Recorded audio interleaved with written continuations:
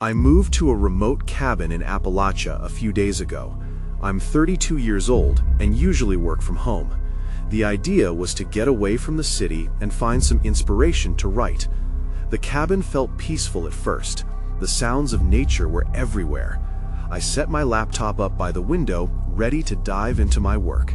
It was calm. I could only hear the soft trickle of the creek outside. On the second night, it began. I heard faint tapping on the walls. At first, it was quiet.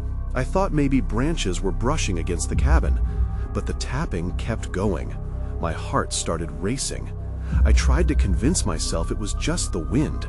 Maybe I was imagining it. The next morning, the tapping continued. It had grown rhythmic, almost like it was trying to get my attention. I noticed strange symbols carved into the furniture. They looked old, like they'd been there for years. I couldn't make sense of them. I brushed it off, thinking it was just an old cabin with a history I didn't know about. As the days went by, shadows began to dart past the windows. I thought my eyes were playing tricks on me, but I felt uneasy. I could see flickers, like something was moving just out of sight. I didn't want to believe it, but it became harder to ignore. One evening, while I sat on the couch quietly, I felt a cold hand brush against my shoulder. I jumped, fear settling in. I turned around, but there was nothing. I was alone, right? I rubbed my shoulder where it had touched me. Maybe it was just a draft. The tapping returned, louder now. I could feel the thuds vibrating through the cabin. I decided to investigate. My heart raced as I walked toward the wall. The sound was strange, almost like a heartbeat. I pressed my ear against the wood. It felt alive, as if something wanted to break through. Then, suddenly, the knocking stopped. An eerie silence filled the cabin. I stepped back, cold dread washing over me. I stood frozen, my mind spinning. Was it just isolation getting to me, or was something really there? Taking a deep breath, I forced myself to grab my flashlight. I needed to know. I opened the door and stepped outside. The woods were dark and quiet. My heart raced and I felt exposed. I scanned the trees. Nothing. Then I heard it again. A single, deliberate knock. I felt the blood drain from my face. "What is happening?" I whispered into the night. Maybe I was losing it. Maybe something was out there. I turned back toward the cabin, heart pounding. That's when I realized this wasn't just my imagination. I needed to know what was really happening in that cabin, what was waiting for me. I stepped back inside, the door creaking ominously behind me. The shadows felt like they were closing in. And I thought about whether I'd made a huge mistake. The next morning, I woke with a sense of urgency. The tapping hadn't returned, but the unsettling feeling lingered. Somehow, I felt even more isolated now. I was alone not just in the physical sense, but in facing whatever was haunting this cabin. The shadows outside were still and thick, like they were hiding something. I decided to backtrack. Maybe there were clues I missed. I pulled open the heavy curtains. Light flooded the room, illuminating the strange symbols on the furniture. I sat on the old chair and traced the carvings. They were intricate, almost artistic. Perhaps they held a story, a warning? Intrigued, I pulled out my camera and began documenting everything. The symbols seemed to swirl with meaning, but I couldn't decipher any of it. As I focused on one particularly complex design, I caught a glimpse of something in the corner of my eye. I turned, but nothing was there. I shook my head and laughed nervously. I was seeing things again. Deciding to clear my mind, I stepped outside. The air was crisp, a fresh breeze cutting through the morning chill. I wandered deeper into the woods, my mind racing. Maybe a hike would help. I always felt better outdoors. As I moved forward, I noticed something strange. A narrow path I hadn't seen before. Curiosity tugged at me, and against my better judgment, I followed it. The path twisted and turned, guiding me deeper into the forest. I felt the trees closing in around me, their branches like skeletal hands reaching toward the sky. After a few minutes, I stumbled upon a small clearing. In the center stood a weathered stone marker, partially covered by moss. My heart raced again. This was it, my chance to uncover whatever secrets this place held. I stepped closer, crouching down to read the engravings carved into the stone. My breath hitched. The symbols matched those in the cabin. I felt a chill creep down my spine. What did it mean? Why were they here? Suddenly, the hairs on the back of my neck stood up. I spun around, feeling an unnatural presence behind me. I couldn't explain it, but it was as if the forest had gone silent. My heart pounded in my chest as I scanned the trees, half expecting someone or something to emerge from the shadows. In that moment, I heard it again, a single tap. This time, it sounded closer, right behind me. Panic surged through me. I dashed back to the path, not daring to look back. The trees seemed to close in as I ran, the brush crackling under my feet. When I reached the cabin, I slammed the door shut, gasping for breath. I couldn't shake the feeling that I wasn't alone. The tapping resumed, insistent now. It was as though whatever I had stumbled upon in the woods was demanding to be acknowledged. I poured a glass of water and tried to steady myself. I needed a plan. I knew I wouldn't be able to write until I figured this out. Whatever this was, there had to be more to discover. That's when I heard footsteps. Someone was outside the cabin. Panic set in as I scrambled for my flashlight, ready to confront whatever was waiting for me in the dark. I clutched the flashlight tightly, my heart racing. The footsteps were slow and deliberate, crunching the fallen leaves with a dull, heavy sound. I peeked through the window, tension tightening my shoulders. The forest outside was shrouded in shadows, but I could make out a figure moving just beyond the edge of the clearing. "Who's out there?" I called, trying to sound brave, but my voice cracked. No answer came. The figure stopped, and for a moment I thought it was just my imagination. But then I saw it shift, as if looking directly at the cabin. I backed away from the window, my pulse quickening. I couldn't stay in here, waiting for whatever it was to make its next move. I needed information, and I needed it fast. I grabbed my camera and quietly opened the door, wishing I had thought to grab a weapon instead. The cold air hit my face as I stepped outside. The figure had disappeared. I scanned the area, flashlight beam flitting nervously from tree to tree. Nothing. It felt surreal, like a scene from a movie where the audience knew the monster was hiding, but the character didn't. I walked towards the sound of the footsteps, heart pounding with every cautious step. As I neared the clearing, I noticed something glinting on the ground. I bent down, my flashlight illuminating a small object. When I picked it up, I couldn't believe my eyes.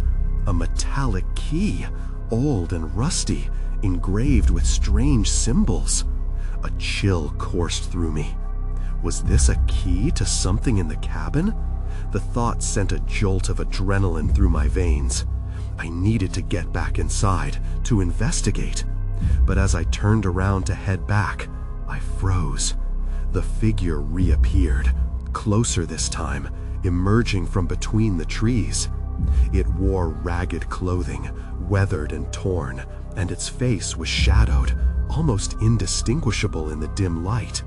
I could see its eyes glimmering, staring at me, full of an inexplicable knowing. "Who are you?" I shouted, my voice rising in pitch. It didn't answer. Instead, it pointed at the stone marker. My blood ran cold. Did it want me to return to that clearing? What did it want from me? Before I could process what was happening, it began to back away, slowly retreating into the forest. Something wasn't right. I couldn't just follow it. I had a sense this was a trap. But I also felt a pull, an urgency to understand what was going on. Suddenly, the tapping returned, louder and more insistent. I spun around, the sound echoing in the stillness. It felt as if the very trees were trying to communicate something vital. My instinct screamed at me to run back inside. I sprinted to the cabin and slammed the door behind me, locking it tightly. The key in my hand felt heavy, burdensome as I stared at it, questions swirling in my mind. What did it unlock? Who was that figure? That's when everything went dark. The power surged off, leaving me in complete blackness. I fumbled for my flashlight, panic setting in. I could hear my ragged breathing as I pointed the beam towards the door. Then, there it was again, the tapping, persistent and frantic, rising to a crescendo that filled the silence. I felt the hair on my arms stand on end as the tapping continued. The sound came from the door, almost rhythmic, as if someone, or something, was trying to get my attention. My heart raced, torn between the urge to open the door and the instinct to stay as far away from it as possible. With no other source of light, I leaned closer to my flashlight, squinting into the darkness. The cabin felt smaller, the walls creeping in on me. I wiped my sweaty palms on my jeans and swallowed hard, battling the panic rising in my throat. Suddenly, the tapping stopped. A heavy silence followed, pressing down on me. My breath quickened in the stillness. Was that a relief or a new level of dread? I didn't want to find out. Then, a faint whisper reached my ears. Help. My heart dropped. The voice was weak, almost pleading. I moved back from the door, scared, but also curious to find out where that sound had come from. Is someone there? I called out, my voice hoarse. No response, not even more tapping, just silence, the kind that stifled sound and engulfed me. I needed to know if I was losing my mind. I crept to the window, the beam of the flashlight shaking in my hand. I carefully pulled back the curtain. My breath hitched. Standing there, in the split second of light, was the figure again. It was staring directly at the cabin, expression blank, but I could sense its desperation. It raised a hand, cupping to the side of its mouth. Please, it urged, I need your help. All the fear I felt mixed with a strange sense of empathy. Who was this person? I had to find out. But how? The key weighed heavily in my pocket as I considered it. I turned away from the window and paced the room. I could hear an owl hooting in the distance, my only companion amidst the chaos of my mind. Time felt like it was stretching on forever. I glanced at the door again, half expecting it to swing open. My instincts screamed at me to stay put, but the voice, it haunted me. What if it was real? What if this person needed help? My legs moved before I could think it through. I approached the source of this tapping, my head swimming with the no's and what-ifs. I took a deep breath and jolted the door open, my heart racing as the moonlight spilled in. The figure was gone. A chill swept across the clearing. I stepped outside, shining the flashlight around, every shadow feeling alive. The air was thick with anticipation. Then, as if the forest had a will of its own, a gust of wind sent leaves swirling around me. "Find me," the voice came again, but this time it was not from the figure. It resonated from deeper within the trees, more urgent than the last. My stomach dropped, and I stumbled back, realizing this would not end without me confronting whatever this was. I stood there, caught between the darkness and the pull of the forest, key still clenched in my hand. If there were answers to uncover, I had to go in. I took another step forward, and just as I did, a flood of cold air swept through, blowing my flashlight out. In the suffocating blackness, the voice beckoned once more, this time sounding more like a command than a plea. "Find me before it's too late." I froze. The urgency behind those words sent a chill down my spine. I had no choice but to follow. My foot brushed against something on the ground, a root, a stone, or perhaps something more sinister. I swallowed hard, knowing the journey ahead wouldn't be easy. As I stepped into the forest, I was greeted by the oppressive darkness and the inexplicable weight of secrets that needed to be uncovered. But even as I moved deeper, a terrifying thought gnawed at me. What if whatever I found didn't want to be found? The forest loomed before me, an inky abyss filled with unseen presences. I pressed on, the ground uneven beneath my feet, each step cracking twigs like the sound of bones breaking. My breath hitched in my throat, the only sound in the quiet night. "Find me." It echoed again, more demanding this time. I strained to pinpoint the voice, drifting somewhere among the tangled trees. I felt like an intruder in another world, and every instinct urged me to turn back. But then I remembered the figure, its desperation. I had to know who it was and why it was calling for help. As I ventured further, the air thickened around me, almost suffocating. Shadows danced just out of sight, making me second-guess every movement. I tightened my grip on the flashlight, praying it wouldn't flicker again. "Come on," I whispered to myself, "just a little further." The voice resonated again, clearer now. "Please, help me." Then I noticed something glinting on the ground in front of me. I knelt down to investigate, my heart pounding in my chest. It was a necklace, silver, tarnished, and oddly beautiful. I picked it up carefully, brushing off the dirt. That's when I saw it, a marking on the back. It looked like an engraving, though I couldn't make out the words in the dim light. A chill washed over me. I stood up, the necklace heavy in my palm. Was it the figures? Did it belong to the person I was looking for?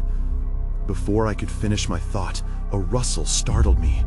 It came from behind a nearby tree, a series of rapid footfalls. Panic surged through me. Was it the figure or something else? "Hello?" I called out, trying to sound brave, but my voice trembled. I took a cautious step forward, seeking the source of the noise, when a chilling scream cut through the night. It was horrid, unlike anything I'd ever heard. I froze. Then, everything went dark. My flashlight flickered before dying completely, plunging me into absolute blackness. I felt the weight of fear settle on me, smothering. Instinct kicked in, and I spun around, my hands outstretched in front to shield against an unseen threat. "Who's there?" I whispered, my throat dry. Silence answered me, thick and oppressive, like the forest was holding its breath. Frantically, I fiddled with my flashlight, praying it would come back to life. I cursed under my breath as I patted my pockets, feeling the cold metal of the key. It reminded me I wasn't alone in this darkness. Something was here with me. Then I heard it, a faint rustling nearby. I squinted into the black. Is someone there? I could barely keep my voice steady. The voice came again, softer this time, but still urgent. "You have to find me before it's too late." At that moment, I knew I had to move, had to break this paralyzing fear. But my mind raced with questions. What if the presence I sought to help would turn out to be a threat? Or worse, what if the forest itself was alive in some unimaginable way? In my gut, that gnawing fear returned. Had I gone too far? What awaited me now in the depths of this haunted place? Just as I took a deep breath, ready to push through, I spotted a silhouette, sharp and menacing, looming at the edge of my vision. A new dread washed over me. I couldn't shake the feeling that something was watching, waiting. My heart raced, and for a split second, I considered retreating. But the sensation of that necklace and the voice felt like a tether pulling me closer to the truth. Whatever I would find, I had to confront it.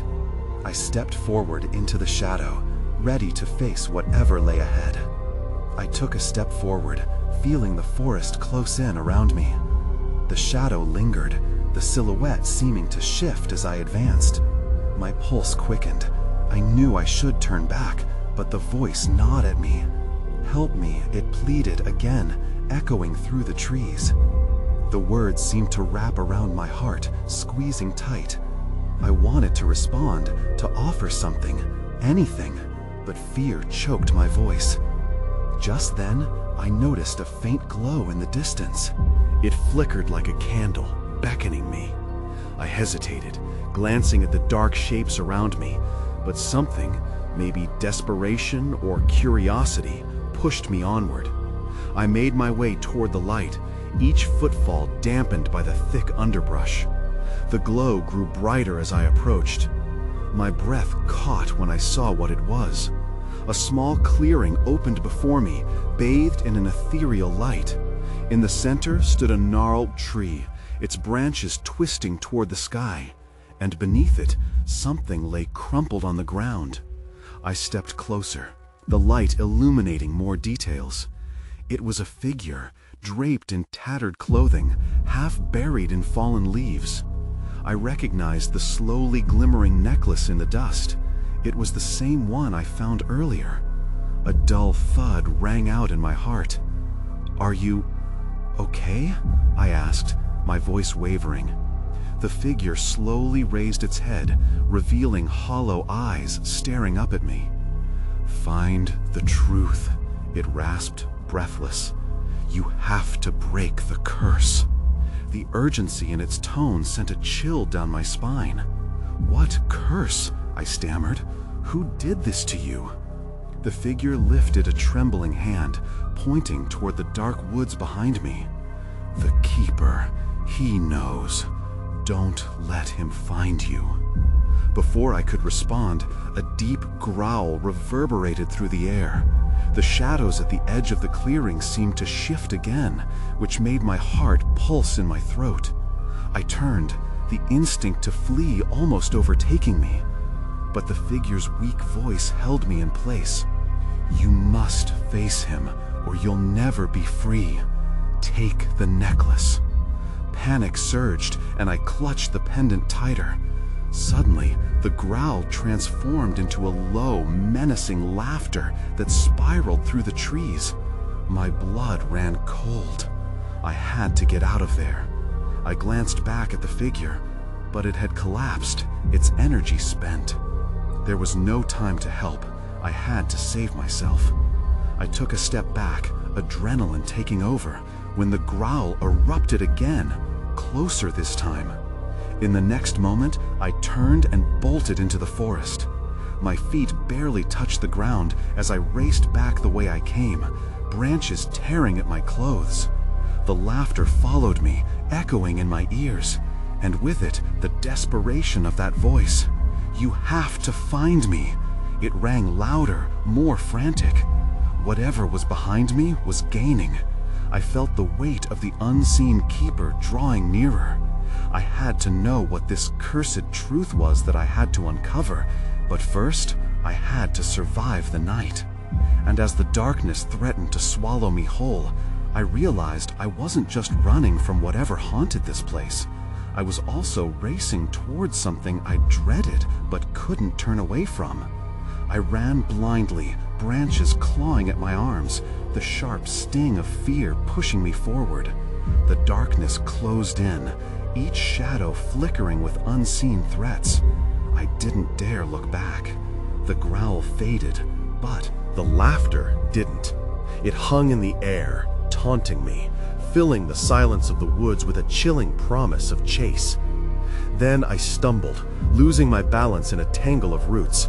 I fell hard, the forest floor striking my knees and palms. Pain flared up, but I barely had time to register it before I scrambled back to my feet. I had to keep going. I couldn't be caught. I couldn't be trapped here in this haunted place. Despite the adrenaline surging through me, I felt an insidious pull toward the darkness the figure had warned me about. "The Keeper," I whispered to myself. He was a shadow that lingered at the edge of my mind, a name I had to remember. But as I ducked beneath low branches, pushing through the thick underbrush, the fear of the trees closing in overwhelmed me.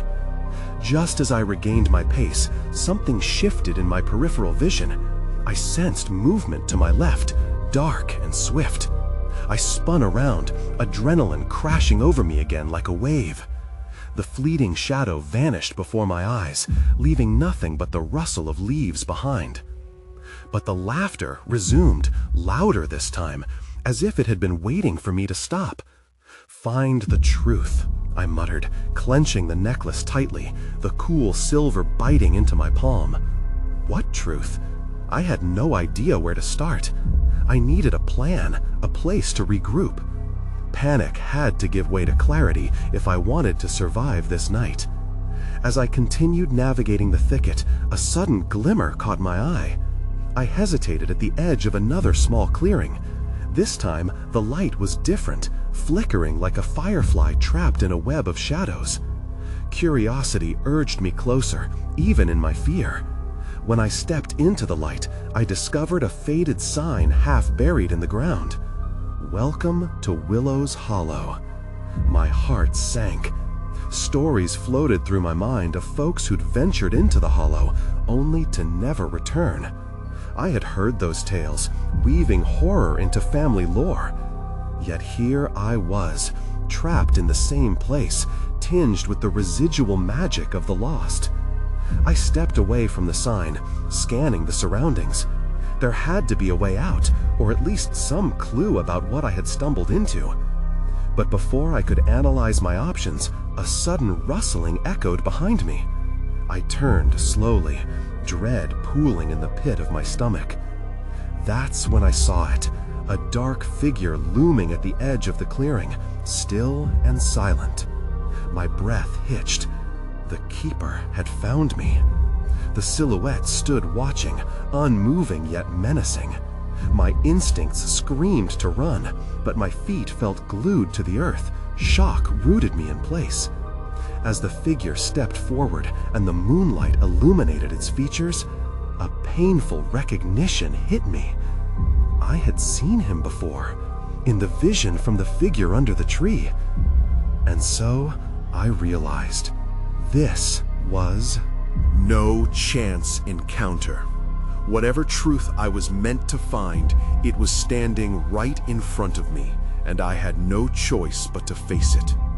The keeper took a measured step closer, and I could finally see the details that had eluded me in the dying light. He wore a heavy cloak that seemed to ripple with the shadows around him. His eyes, two dark voids, bored into mine. Nothing but emptiness, and yet they held a strange gravity, pulling me forward. I opened my mouth to speak, but no words came out. The air felt thick, as if the forest itself was holding its breath.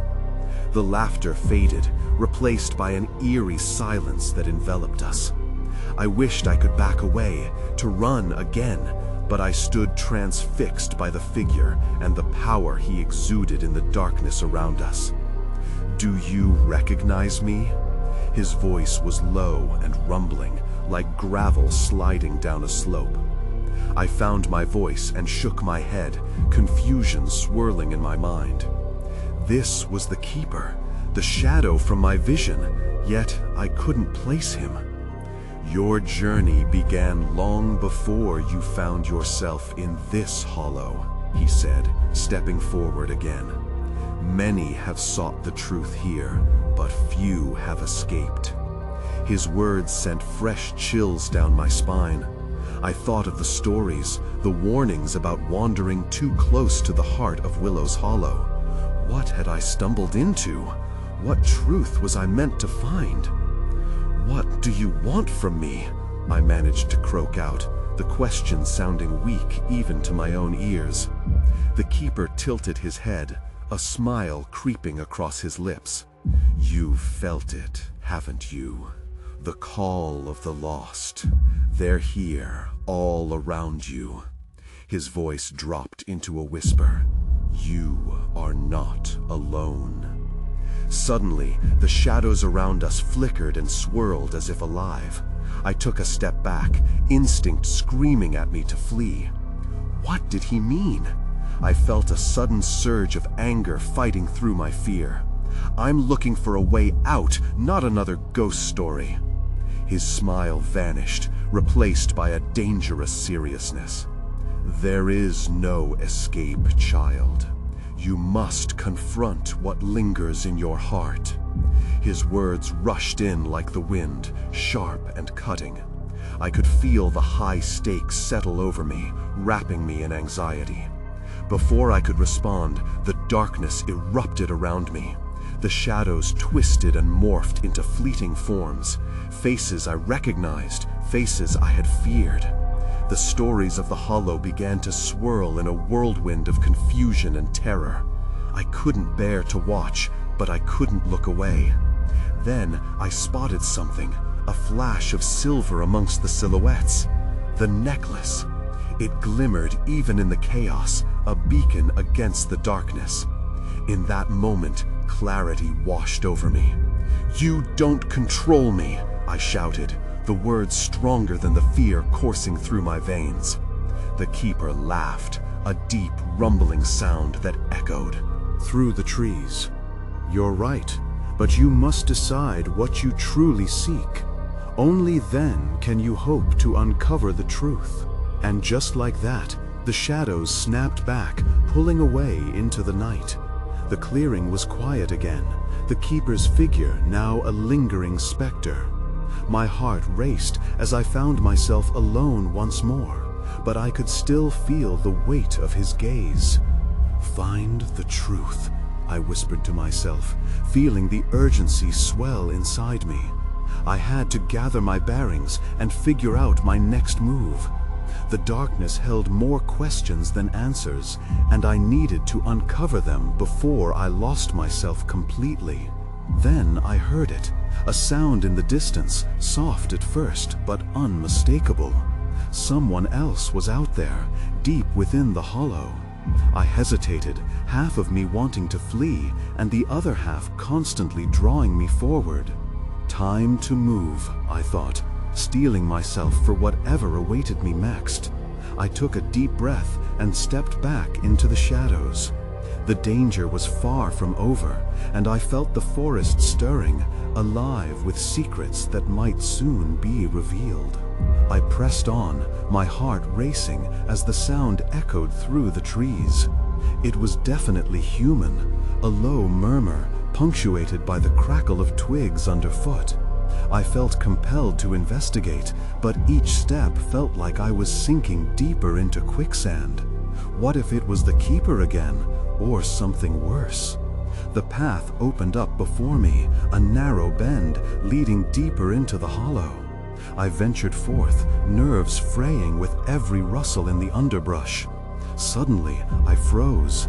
A figure emerged from the shadows ahead, stepping into the moonlight. "I knew someone would come," he said, his voice thick with an accent I recognized from the stories. He was older, sallow cheeks shadowed, but there was a kindness in his eyes that felt out of place in this dark world. "What do you mean?" I asked, scanning him for signs of danger. My instincts kicked in. Could he be a trick of the hollow, another lost soul? "I felt the disturbance," he explained, glancing over his shoulder nervously. "Not many brave the hollow after nightfall. The keeper's gaze weighs heavy here." "The keeper?" I pressed, wanting answers. "You know him?" His eyes darkened, a flicker of fear passing across his face. "Do I know him? We all know him. He's the keeper of the lost." He sighed, rubbing his temples like he was trying to wipe away bad memories. "But you don't just meet him without consequence." "What kind of consequence?" I asked, my stomach twisting. I didn't want to hear the answer, but I needed to know. "Every choice echoes in this place, reverberating through the past," he said, his voice dropping to a whisper. "He picks those with unresolved ties to the hollow. If you're here, it means something is calling to you." The weight of his words pressed down. I thought of the faces I'd Seen in the shadows, the confusion, the fear. My mind raced. Had something from my past drawn me to this hollow? What truth was I meant to uncover? I don't know what you mean. I just wanted to leave, I stammered, my mind spinning. I heard someone, so I came to find them. His expression softened slightly. You're not the first to come for answers, but they can lead to darkness if you're not careful. Who are you? A seeker, like you. I walked the path years ago. I found my truth, but it came at a cost. Suddenly, a sudden rustling broke the tension. Branches cracked, and a chorus of whispers filled the air. My breath hitched. The noise felt alive, swirling around us like a tempest. I glanced at the older man, fear rising in my throat. "Run!" he shouted, his voice cutting through the chaos. "You can't stay here. The truth will find you, but you must escape first." Before I could respond, darkness surged. Shadows contorted into grotesque shapes around us, swallowing the clearing whole. Adrenaline kicked in. I turned, the pounding of my heart drowning out the whispers. I had to find a way out, but the darkness was closing in fast. "Get away!" I yelled, pushing through the heavy air. I could feel the keeper's presence pressing down, his laughter echoing in my mind. Then I spotted it, a glimmer ahead. The silver necklace resting on the ground like a shattered promise. I reached for it, hoping it would anchor me, but just as my fingers brushed against the cool surface, the shadows surged forward. Everything went dark. I awoke with a start, disoriented and breathless. The memories of the hollow flooded back, running from the keeper, the whispers, and that desperate plea to find the truth. My heart raced. Where was I? I blinked into the dim light filtering through the trees and realized I was no longer in the forest. Somehow, I had found my way back to the cabin. The familiar wooden walls surrounded me, now a stark contrast to the sense of dread I'd left behind in the hollow. A soft tapping sound echoed through the stillness. It was faint, almost rhythmic, but different from the frantic thumps that had haunted my nights before. It felt calming, as if the cabin itself sighed in relief to see me return. I quickly checked the windows, still locked tight.